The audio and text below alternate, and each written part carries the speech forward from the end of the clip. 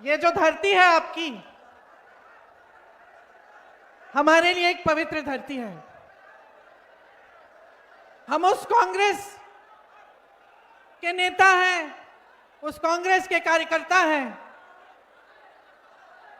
जिसको महात्मा गांधी जी ने रास्ता दिखाया, और महात्मा गांधी जी को रास्ता दिखाने वाले आपके पूर्वज यहां चंपारण इलाके के किसान थे।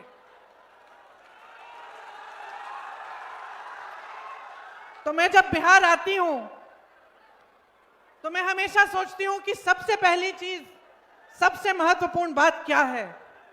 सबसे महत्वपूर्ण बात यह है कि आपको इस देश के निर्माण में अपनी भागीदारी, अपना अस्तित्व समझना पड़ेगा।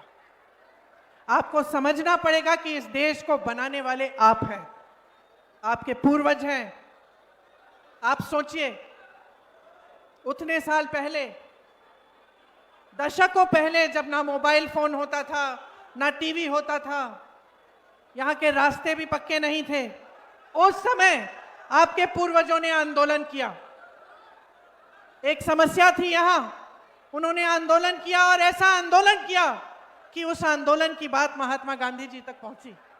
और फिर महात्मा गांधी जी यहाँ आए, और यहाँ आकर उन्होंने जब देखा कि कैसी समस्या है, किस तरह से यहाँ के किसान इतने महान बड़े साम्राज्य से लड़ाई कर रहे हैं, खड़े हैं, अपने अधिकारों की लड़ाई लड़ रहे हैं, तब उनसे महात्मा गांधी जी प्रेरित हुए और इस देश में उन्होंने सत्याग्रह यहीं से शुरू किया, और यहीं से शुरुआत हुई हमारी आजादी की लड़ाई की।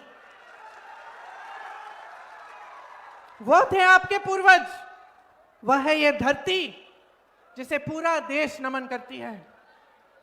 लेकिन आज आपकी परिस्थिति क्या है, मुझसे अच्छी तरह आप जानते हो। ये वही धरती है जहां की शिक्षा व्यवस्था इतनी अच्छी होती थी कि बड़े बड़े आईएएस के अफसर, बड़े बड़े आईपीएस, आईएफएस यहां से आते थे। ये वही धरती है जहां बड़े बड़े कारखाने लगवाए गए थे, उनकी स्थापना हुई थी, बड़े बड़े पुल बने थे बिहार में एक जमाने में। आज ये हालत है कि 3 साल में 27 पुल गिरे हैं। यहां का विकास तेजी से हो रहा था, यहां के अच्छे अच्छे बड़े बड़े नेता थे, और आज आपकी परिस्थिति यह है कि आप संघर्ष कर रहे हैं अपनी रोजी रोटी को कमाने के लिए। आज परिस्थिति यह है कि यहाँ की आधी आबादी पलायन करके बाहर अलग अलग प्रदेशों में अपनी रोजी रोटी कमाने जाती है। आप सब यहाँ नौजवान खड़े हो, बताओ 20 सालों से एनडीए की सरकार चल रही है, आपको रोजगार मिला है? हाथ ऊपर करो, किस किस को रोजगार मिला है? पलायन करके जाना पड़ता है रोजगार लेने के लिए। और पलायन का मतलब क्या है, किसी ने पूछा? ये बड़े बड़े नेता, मोदी जी जो आते हैं, अमित शाह जी आते हैं यहाँ पे, आपको बड़े लंबे भाषण देते हैं। आपसे पूछा कि आप कैसे गुजारा कर रहे हो?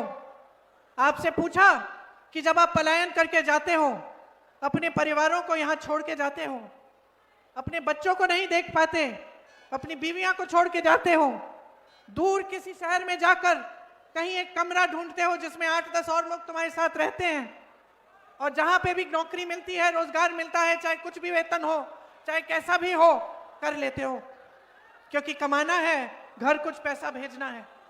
क्या क्या सहते हो शहरों में, अपमान किया जाता है तो वो भी पी जाते हो, वो भी सह लेते हो। संघर्ष करने की आदत हो गई है, अपमान सहने की आदत हो गई है कि नहीं? कोई पूछने वाला नहीं है। बड़े बड़े शहरों में कोई अपना नहीं होता, अपने तो सारे यहां होते हैं। और फिर भी तरह तरह संघर्ष करके, चाहे शिक्षित हो, चाहे कितनी भी डिग्री हाथ में है, फिर भी कोई मजदूरी का रोजगार कर रहा है, कोई माली बन गया है, कहीं कोई छोटा मोटा जो जॉब मिल रहा है वो कर रहा है। ये परिस्थिति है। आज यहां पर बिहार में खेती किसानी से कमाई नहीं हो पाती। एक जमाने में खेती किसानी से कमाई हो जाती थी, बाहर जाना नहीं पड़ता था, रोजगार मिल जाता था, आप रोजगार बना भी लेते थे, खेत पे मजदूरी मिल जाती थी, जिसका खेत था वो कमा लेता था। आज परिस्थिति यह है कि खेती किसानी के सारे सामान महंगे हो चुके हैं।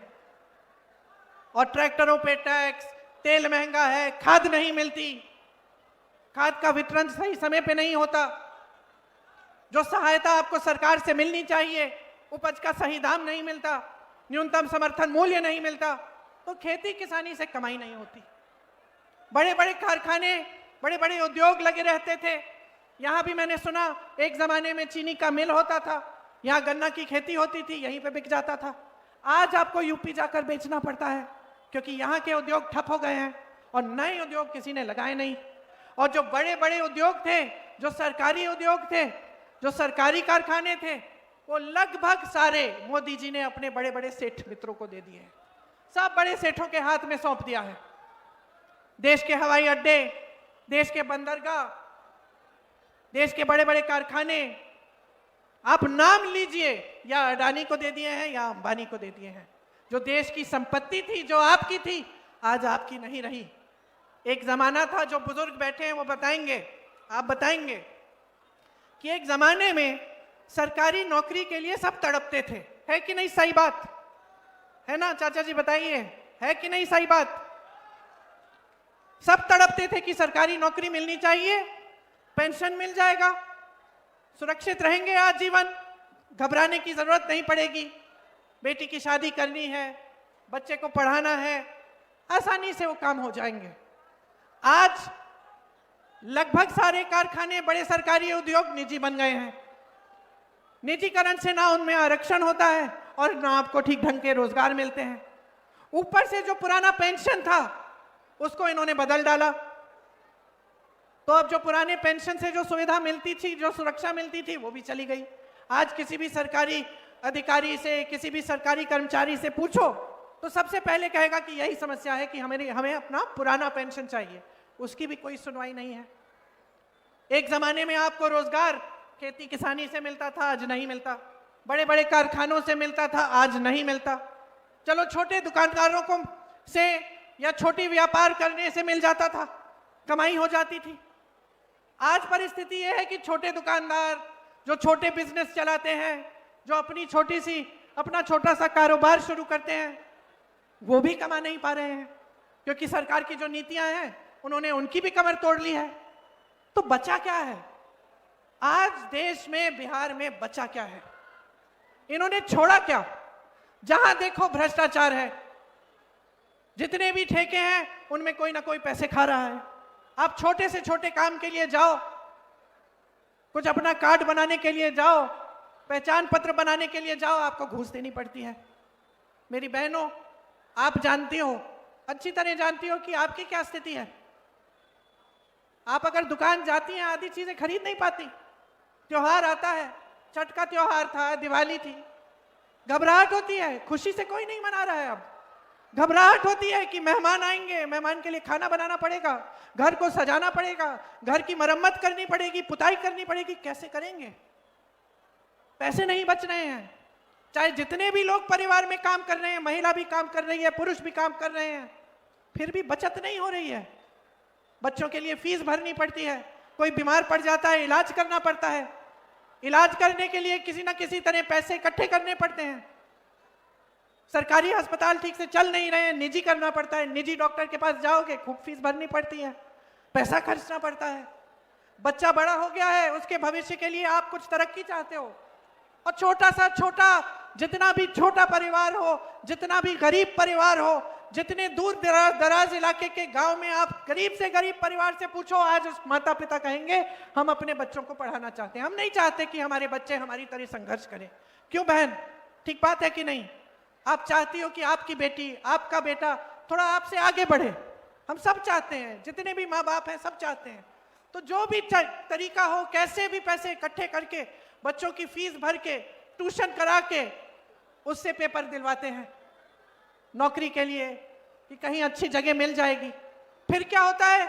और घोटाला, पेपर लीक हो जाता है। तो बच्चा बेचारा सालों पढ़ता है, ट्यूशन जाता है, माँ बाप संघर्ष करके उसकी फीस इकट्ठी करते हैं, पेपर लीक हो जाता है। वो बच्चा कहीं का नहीं रहता। उसने सारा संघर्ष किया, उसने सारे इम्तिहान दे दिए और इंतजार कर रहा है। और इसमें सबसे बड़ी संकट क्या होती है? मैं यूपी में काम करती थी, वहां के नौजवानों ने मुझे बताया, हम 27-28 साल के हो गए हैं दीदी, हमने पेपर 2-3 बार दे दिया, 2-3 बार लीक हो गया, लेकिन हम सोचते हैं चलो हमने पेपर दे दिया, एक ना एक दिन तो नियुक्ति हो जाएगी, तो फिर हम किसी और काम में लगते नहीं हैं, इंतजार करते हैं। और इंतजार करते करते करते करते 28 साल के हो गए हैं, 29 साल के हो गए हैं, ना शादी हो पा रही है, ना नौकरी मिल रही है, ना नियुक्तियां हो रही हैं, तो हम कहीं के नहीं रहे, हमारी तो जवानी ही बर्बाद हो गई है। ये स्थिति है यूपी में भी, बिहार में भी। तो जहां जहां देख रहे हो वहां अंधकार ही अंधकार दिख रहा है। मेरी बहनें सुबह से शाम तक खेतों में काम करती हैं, जिसका छोटा मोटा जॉब है वो जॉब भी कर लेती हैं, लेकिन घर आके बहनें, आप घर आके लेटती तो नहीं हो, सो जाती नहीं हो, आप घर आती हो, आप देखते हो कि सबने खाना खाया है, माँ बाप है घर में, अगर पिताजी के, अगर आपके पति के माँ बाप हैं घर में, ससुर है, तो आप वो भी देखोगे कि उन्होंने अच्छी तरह से खाना खाया, कि सब ठीक ठाक है, उनकी तबीयत ठीक है कि नहीं, अगर नहीं है तो देखभाल भी आप करेंगी। बच्चे हैं छोटे छोटे, बच्चों की परवरिश भी आप करोगी, तो आप तो आखिर में सोगी, सबने खाना खा लिया तभी खाना खाओगी। यह है आपका संघर्ष। किसी ने पूछा है आपको? कोई संघर्ष समझा है आपका? चुनाव आ रहा है तो समझने लगे हैं। चुनाव आ रहा है तो चुनाव के एक हफ्ते पहले आपको 10,000 रुपए भेज रहे हैं। 20 सालों से भेजे आपको? भेजे? 20 सालों से रोजगार की बात की, आपकी बच्चियों को पढ़ाने की बात की, उनकी सुरक्षा की बात की, कि आज इतना अपराध हो रहा है बिहार में, खास तौर से महिलाओं के खिलाफ, कि बाहर जाने से डर लगता है। ये बात की किसी ने आपसे? बातें छोड़िए, कभी आपके घर आए ये बड़े प्रधानमंत्री जी, मुख्यमंत्री जी, गृह मंत्री जी कभी गांव में आए हैं? कभी आपसे पूछा है कि गुजारा कैसे कर रही हो? मंच पे खड़े होके कहते हैं बताओ कितने करोड़ रुपए दूं मैं बिहार को। मैंने देखा उनका भाषण, 50 करोड़ दूं, 75 करोड़ दूं, ये सवाल पूछ रहे हैं। अरे 20 सालों से तो एक फूटी कौड़ी नहीं दी, 20 सालों से कुछ नहीं किया। आज चुनाव आ रहा है, कह रहे हैं 50 करोड़ 75 करोड़ देंगे। आपकी परिस्थिति समझते भी हैं, यहां आप गुजारा कर कैसे रहे हैं? पूछा इन्होंने? आपकी सारी संपत्ति अपने दोस्तों को दे दी है। आप लोन लेते हो बच्चों को, जब बच्चों को की शादी कराने के लिए, बेटी की शादी होती है, बेटे की शादी होती है, लोन लेना पड़ता है। ब्याज देते देते उम्र बीत जाएगी आपकी। और ये बड़े बड़े उद्योगपति, बड़े बड़े सेठ लाखों करोड़ रुपए का ये लोन लेते हैं, इनके लोन माफ हो जाते हैं, आपके लोन माफ नहीं होते। और आपके लिए इतना भी आदर नहीं है, इतना भी सम्मान नहीं है कि आप बिहार की जनता हो। आप आज भी कन्याकुमारी से लेकर कश्मीर तक इस देश का निर्माण कर रहे हो। जहां जहां हम लोग जाते हैं, किसी से पूछते हैं, कि मजदूर को देखते हैं कोई काम कर रहा है खेती में, हम पूछते हैं कहां के हो भाई? बिहार का हूं। मैंने केरल में भी देखे हैं बिहार के मजदूर, मैंने कश्मीर में भी देखे। पूछा है इतनी दूर आए हो भाई, कैसे गुजारा कर रहे हो? देश का निर्माण आज भी आप कर रहे हो, और आपके लिए इतना सम्मान नहीं है कि 20 सालों के लिए सरकार चलाई है। आपसे पूछ तो लेते कि आप कैसे आगे बढ़ रहे हो, कैसे गुजारा कर रहे हो। इतना भी सम्मान नहीं है आपका भी और आपके मुख्यमंत्री का भी।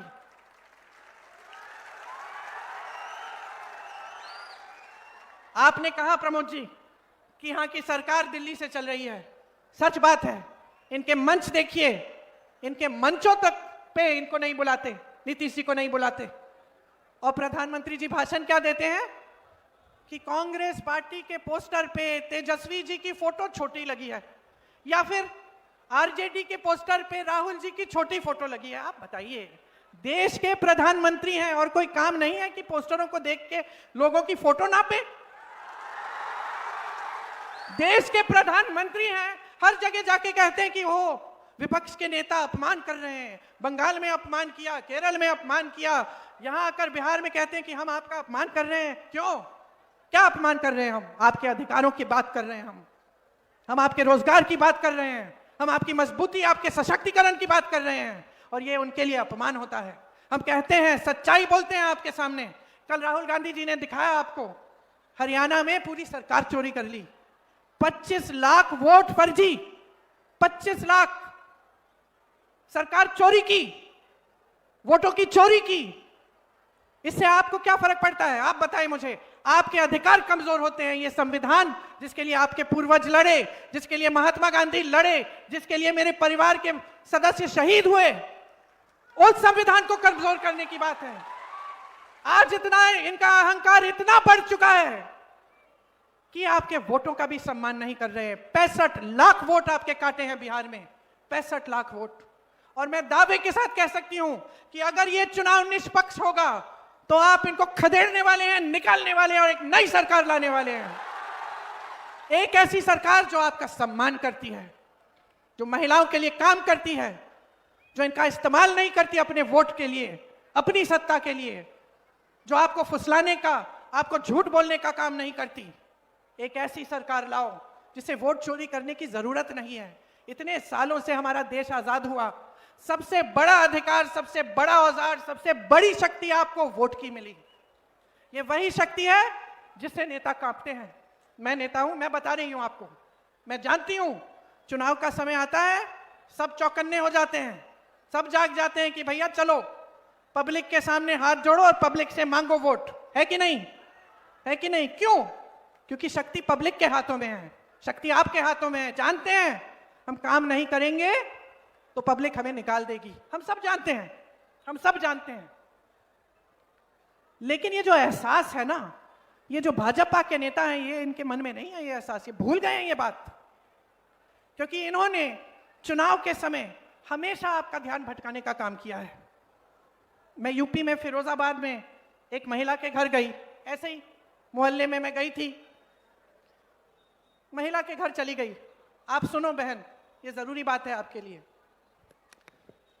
उसके घर गई, वो कांच की चूड़ियों का काम करती थी, तो कांच की चूड़ियां पड़ी थी, वो बना रही थी, सेक रही थी उनको। मैंने पूछा, ये तुम्हारे बच्चे हैं? हाँ, 3 बच्चे थे। तो मैंने कहा, बहन पाठशाला नहीं जाते, पढ़ाई नहीं करते, दिन में घर पे है? कहती है, नहीं यहाँ कोई पाठशाला नहीं है ठीक ढंग का। फिरोजाबाद के बाहर का गांव है, शहर की बात नहीं कर रही मैं। ठीक है, पाठशाला नहीं है। फिर मैंने पूछा, पानी आता है? कहती है, टूटी लगी थी यहाँ गली में, पानी नहीं आता। फिर मैंने पूछा, बिजली? कहती है, खंबा लगा था कुछ सालों पहले, बिजली नहीं आती, 1-2 घंटे आ जाती है, उसी में काम चला लेते हैं। मैंने पूछा कि भाई विधायक को फिर से जिताओगी? कौन सी पार्टी का है? कहा भाजपा का है। मैंने कहा फिर से जिताओगी? कहती है, फिर से जिताऊंगी। मैंने पूछा क्यों? कहती है, क्योंकि ये ना भाजपा के जो कार्यकर्ता हैं, ये हमारे घर आए थे, हमारे साथ प्रार्थना की, हमारे साथ दुर्दुरिया किया और हमसे शपथ खिलवाए हैं कि हम धर्म के नाम पर इनको वोट देंगे। समझ रहे हैं आप बात? काम पे नहीं, न पानी था, न बिजली था, न पाठशाला था, कुछ नहीं था। इतने सालों से उस विधायक ने कुछ किया ही नहीं था। लेकिन उसको यह एहसास था कि चुनाव के समय में जाऊंगा, धर्म की बात करूंगा, जज्बातों की बात करूंगा, मुझे वोट मिल जाएगा। तो क्या हुआ? उसकी आदत बिगड़ गई। छोटे से बच्चे की आदत बिगड़ जाती है माता जी, है कि नहीं? अगर बच्चे को टोको नहीं, उसको समझाओ नहीं, आदत बिगड़ जाती है। इसीलिए हम जो माँ हैं, हम बच्चों को टोकते हैं, कुछ गलत काम कर लिया डांटते हैं कि सीखे, कि दोबारा ना करे इसे। तो उसी तरह से एक समय में जनता टोकती थी, डांटती थी। मैंने खुद देखा है, अपने पिताजी के साथ देखा है। मैं कल सभा में बता रही थी, 10 साल की थी या 12 साल की थी, पिताजी के पीछे पीछे अमेठी में थी, गांव चली गई, ऐसे कस के डांटा उनको एक महिला ने, कस के डांटा कि तुम राजीव भैया तो हो हमारे, अच्छे लगते हो हमें, प्रधानमंत्री हो गए, लेकिन हमारे यहाँ आपने बोला था नल लगाओगे, नल नहीं लगाया अभी तक, हम दोबारा वोट नहीं देंगे आपको। समझे आप? देश के प्रधानमंत्री थे, देश के प्रधानमंत्री थे, गांव में गए, गांव की महिला ने डांट दिया, बेझिझक, डरी नहीं वो, जैसे आजकल सबको डरना पड़ता है, अपने अधिकार मांगते हो डरना पड़ता है, पुलिस पीटेगी, प्रशासन बंद कर देगा। वो जमाना नहीं था। यहाँ की हमारे देश की जो राजनीति है उसकी नींव महात्मा गांधी जी ने डाली थी। उसमें जनता सर्वोपरि है। आज भाजपा का एक से एक नेता भूल चुका है। जो गांव में है वो लूट रहा है, धमका रहा है, प्रताड़ित कर रहा है। जो शहर में है वही काम कर रहा है, माफिया बने बैठा है। और जो दिल्ली में है वो सिर्फ अपनी आवाज सुनना चाहते हैं, सिर्फ अपना चेहरा चमकाना चाहते हैं। अपने बड़े बड़े उद्योगपति मित्रों के साथ उनकी शादियों में जाएंगे, उनके साथ खड़े रहेंगे, कभी आपके गांव ना आएंगे, कभी आपकी परिस्थिति, आपके हालात पूछेंगे, कभी नहीं। और आदत आपने बिगाड़ी है। आज आपके सामने पूरी सच्चाई है। चुनाव चोरी कर रहे हैं, आपके वोट रद्द कर रहे हैं, खत्म कर रहे हैं। आप चुप बैठे हो? आप चुप बैठोगे? पूछना चाहती हूं मैं आपसे, बताओ, चुप बैठोगे? अपनी शक्ति दिखाओ। आपके सामने तो बड़े बड़े नेता झुके हैं। जवाहरलाल नेहरू, इंदिरा गांधी, राजीव गांधी, तमाम नेता, अटल बिहारी वाजपेयी, इनके भी नेता आपके सामने झुकते थे। और आज ऐसे नेता जिनका इतना अहंकार हो गया है कि आपके लिए 20 सालों से कुछ नहीं किया, आपके सामने आके कहते हैं आपको 10,000 रुपए भेज देंगे, वोट दे देना। आपके सामने आकर चुनाव के समय कहते हैं कि हम 50 करोड़ रुपए, 75 करोड़ रुपए आपको पकड़ा देंगे।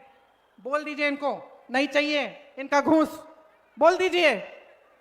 और बहनें 10,000 लेने हैं तो ले लो, रख लो, उसका कुछ अच्छा कर लो अपने परिवार के लिए। लेकिन ये समझ लो कि वोट इस धरती के लिए, ये हमारी माता है, इस देश के लिए, अपने बच्चों के भविष्य के लिए, अपने लिए, अपने परिवारों के लिए डलना चाहिए। जो विकास करेगा, जो काम करेगा, जो आपको सम्मान देगा, जो आपकी परिस्थितियों को समझेगा, उसको दो अपना वोट। ये प्रधानमंत्री मोदी जी अपने ही संसदीय क्षेत्र वाराणसी में किसी गांव में गए हो तो बताइए। वहां मैं दूर दराज इलाकों में जाती हूं। उत्तर प्रदेश के सोनभद्र इलाके में मैं गई, एक दूर गांव था। बैठी चारपाई थी, एक महिला निकली, बुजुर्ग महिला थी, और उसने मुझे क्या कहा? कहा, बेटी तुम्हारी दादी जी आई थी, मैंने खीर खिलाया था। इंदिरा जी उस समय इतनी दूर गई थी, गांव के अंदर गई थी, खीर खाई थी किसी के घर में। कभी मोदी जी का सुना है? अमित शाह जी का सुना है? एक फोटो देखी मैंने, किसी के घर खाना खा रहे थे, मैं देख रही थी, थालियां बड़ी चमक रही हैं। अपनी थाली लाके, अपनी थाली लाके, अपना खाना लाके बैठ के खा रहे हैं। क्यों? आपके घरों से नहीं खाएंगे? क्यों?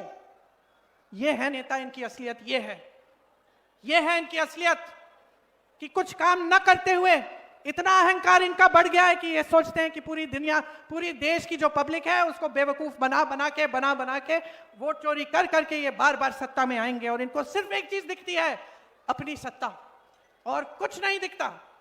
आपकी भलाई नहीं दिखती, आपका संघर्ष नहीं दिखता, आप खून पसीना बहा रहे हो खेतों में, ये नहीं दिखता। मेरी बहनें कितना संघर्ष कर रही हैं, ये नहीं दिखता।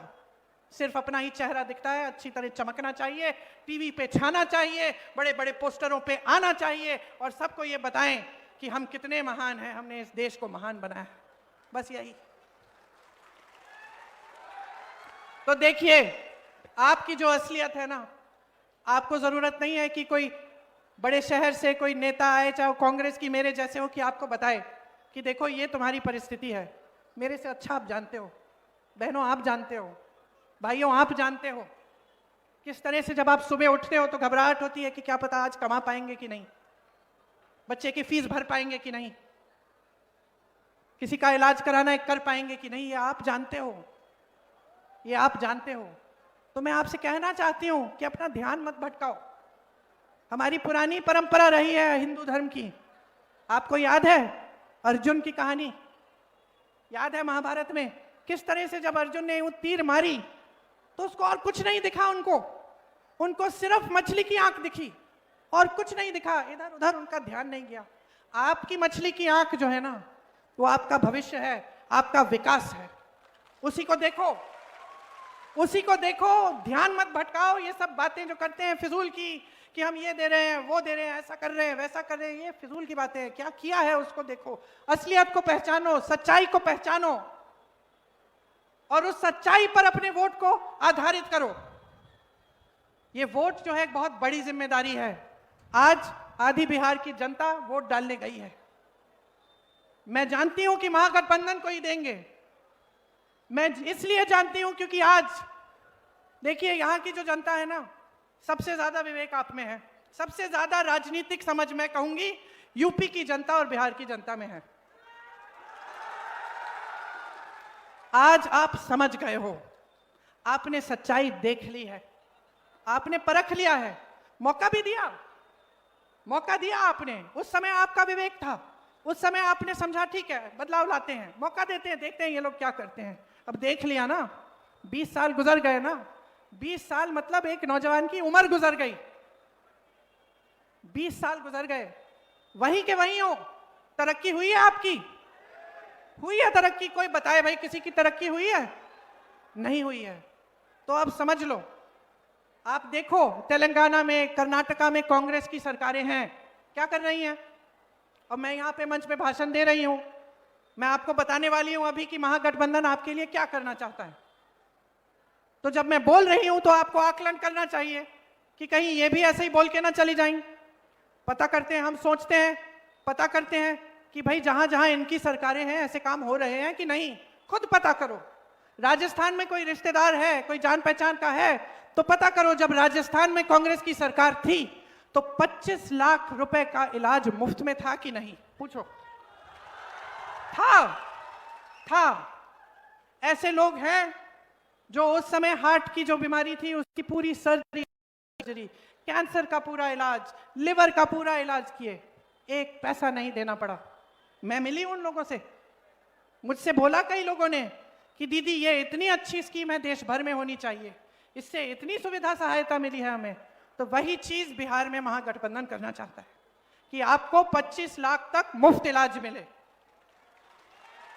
जहां कांग्रेस की सरकारें हैं वहां सिलेंडर का दाम घटाया गया है। उसी तरह हम चाहते हैं कि जब हमारी यहां सरकार आएगी आपको 500 रुपए में गैस का सिलेंडर मिलेगा।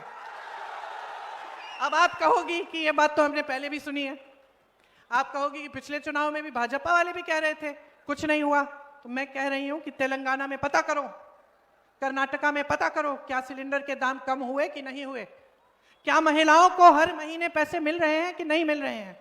2500 रुपए प्रति माह हम गरीब महिलाओं को देना चाहते हैं, सीधे आपके खाते में, सीधे आपके खाते में। जो गरीब परिवार हैं उनके लिए 3 से 5 डेसिमल जमीन या एक मकान हम आपको देना चाहते हैं, और वो जो जमीन होगी वो भी जो महिला है परिवार में उसके नाम की जाएगी। विधवा पेंशन और वृद्धजन पेंशन 1500 रुपए करेंगे और हर साल उसको 200 रुपए बढ़ाएंगे। दिव्यांग पेंशन 3000 रुपए करेंगे। इसके साथ साथ नौजवानों सुन लो, आज सबसे बड़ी तुम्हारी परेशानी 2 हैं, एक तो पेपर लीक वाली है और दूसरी रोजगार है कि नहीं। पेपर लीक के लिए हम एक जॉब कैलेंडर लाएंगे।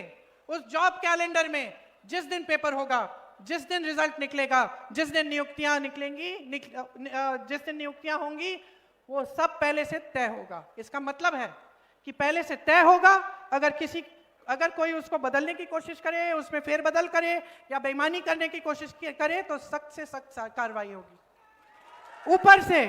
ऊपर से जो एग्जाम की फी है वो रद्द की जाएगी, मतलब निशुल्क होगा आपका एग्जाम का फॉर्म, निशुल्क।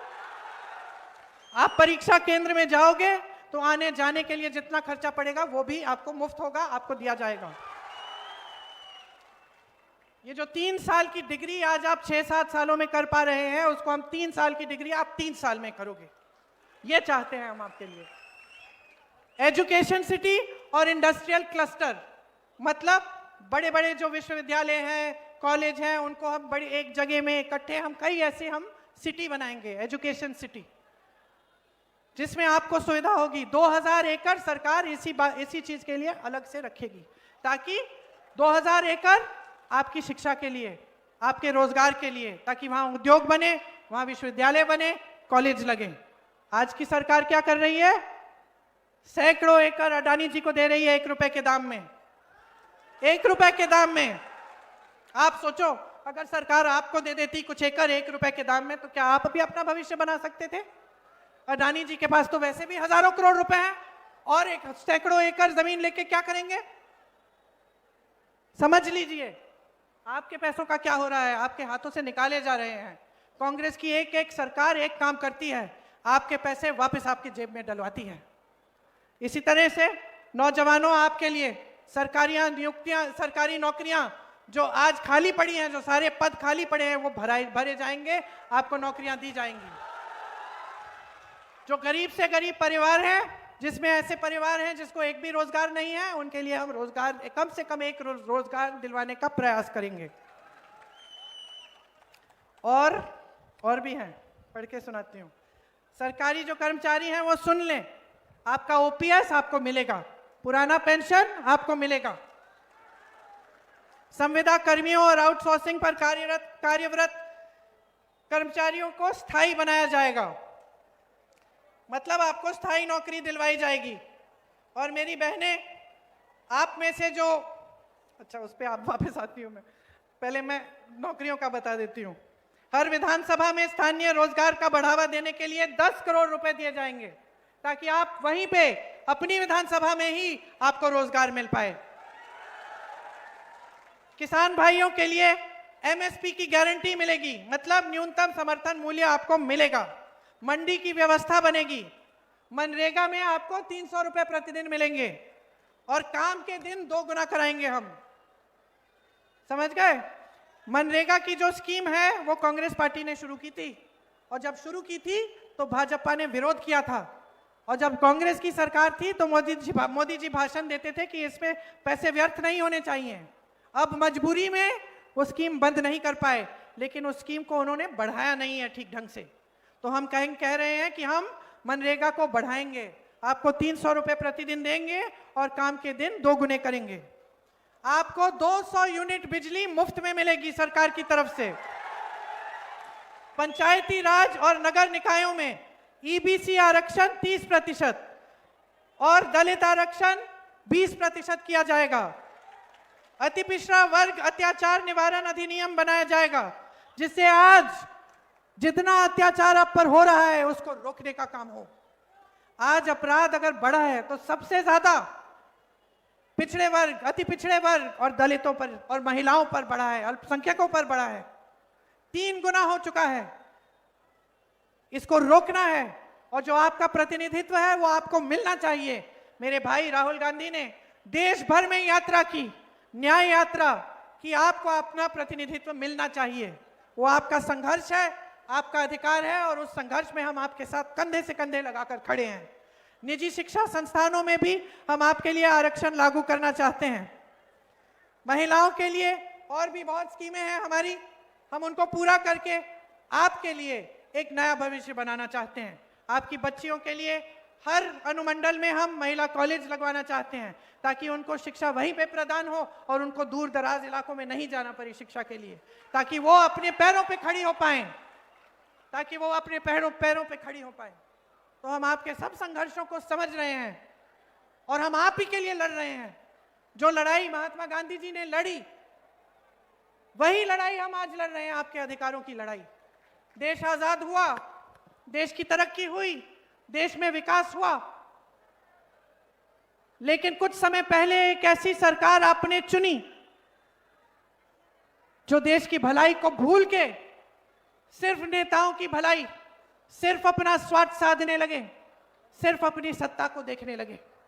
तो अब समय आ गया है बदलाव लाने का, समय आ गया है अपने भविष्य को बनाने का, समय आ गया है इस बिहार की धरती का सम्मान करने का, समय आ गया है इस बिहार की धरती का महत्व समझने का, और इसको एक बार फिर बुलंद करने का, ताकि आपका विकास हो, आपका भविष्य बने, और आपको ऐसे नेता मिले जो आपके लिए दिन रात एक करके आपके लिए समर्पित हो, आपके लिए काम करें।